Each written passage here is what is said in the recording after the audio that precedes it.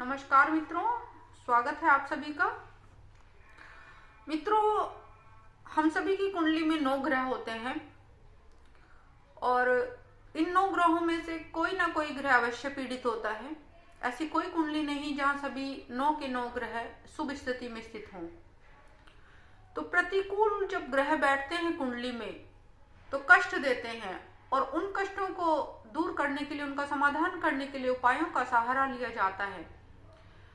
आज हम आपसे इस विषय में चर्चा करने वाले हैं कि आपकी कुंडली में कोई ग्रह अशुभ स्थिति में है, शुभ फल नहीं दे पा रहा है, तो उसके शुभ फल पाने के लिए आप कौन से उपाय करें।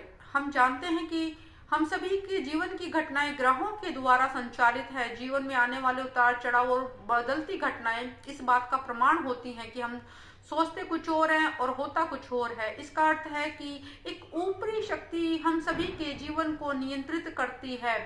जन्म के साथ ही हमारे जन्म कुंडली में ग्रहों की स्थिति निर्धारित हो जाती है। सभी ग्रहों की स्थिति हमारे लिए अनुकूल हो, ऐसी संभावना बहुत कम बनती है। यही वजह है कि सभी को जीवन में कोई ना कोई दुख अवश्य होता है। तभी किसी ने कहा है कि नानक दुखिया सब संसार, अर्थात यहाँ पूरी तरह से कोई सुखी नहीं है। इन दुखों, परेशानियों और दिक्कतों को दूर करने के लिए ज्योतिषीय उपायों का सहारा लेना इन दुखों को कम करता है और राहत देता है। आज हम आपको बताएंगे कि आपकी कुंडली में जो ग्रह अशुभ है उसे कुछ हद तक आप उपायों के द्वारा अपने अनुकूल कर सकते हैं। शुरुआत करते हैं सूर्य से। सूर्य की शुभता प्राप्त करने के लिए नित्य प्रातः आपको सूर्योदय के समय आदित्य हृदय स्रोत का पाठ करना चाहिए। पिता की सेवा करनी चाहिए। सूर्य देव को जल देने से, रौली और लाल रंग के फूल डालकर अर्घ्य देने से शुभ हो जाता है। इसके अतिरिक्त स्वर्ण, ताम्र, चीनी, गुड़ का दान करने से भी सूर्य प्रसन्न होते हैं। बुजुर्गों और पिता तुल्य व्यक्तियों का सम्मान करने से भी सूर्य की शुभता बढ़ती है।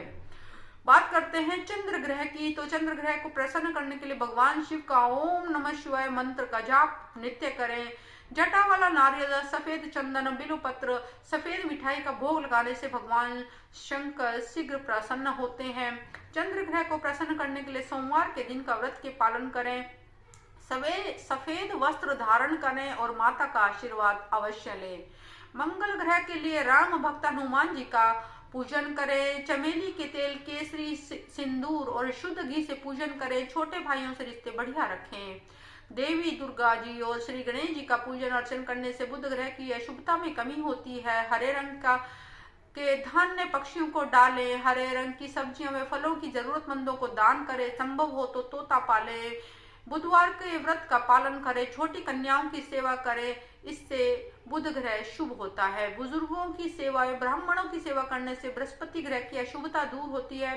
किसी धर्म स्थल में धार्मिक पुस्तकें दान करें। चने की दाल व केसर का दान किसी जरूरतमंद को करें। केसर का तिलक लगाएं और किसी कुल पुरोहित का सम्मान अवश्य करें। इससे बृहस्पति देव प्रसन्न होंगे, बृहस्पति ग्रह शुभ होगा।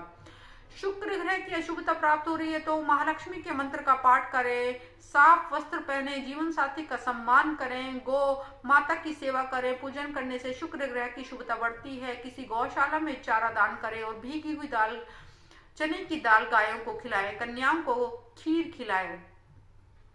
बात करते हैं शनि ग्रह की। तो भगवान शनि के मंत्र का जाप करें, पूजन करें। पीपल के पेड़ को प्रातः जल दें। सायंकाल में सरसों के तेल का दीपक जलाएं।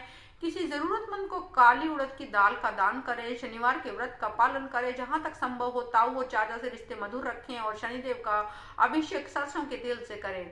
शनि ग्रह भगवान भैरव। राहु ग्रह की बात करते हैं तो उनके लिए आपको भैरव जी के दर्शन करने होंगे, उनका पूजन करना होगा। देवी सरस्वती जी के मंत्र जाप से भी राहु ग्रह की अशुभता में कमी आती है। खराब बिजली का सामान घर में ना रखें। नाना जी से संबंध बढ़िया रखें और केतु ग्रह को बेहतर करने के लिए श्री गणेश जी का पूजन करें। शनिवार के दिन कुत्तों को तेल लगी रोटी खिलाएं और साथ ही किसी धर्म स्थल पर ध्वजारोहण करें। इससे केतु शुभ होगा और आपके जीवन में उन्नति आएगी।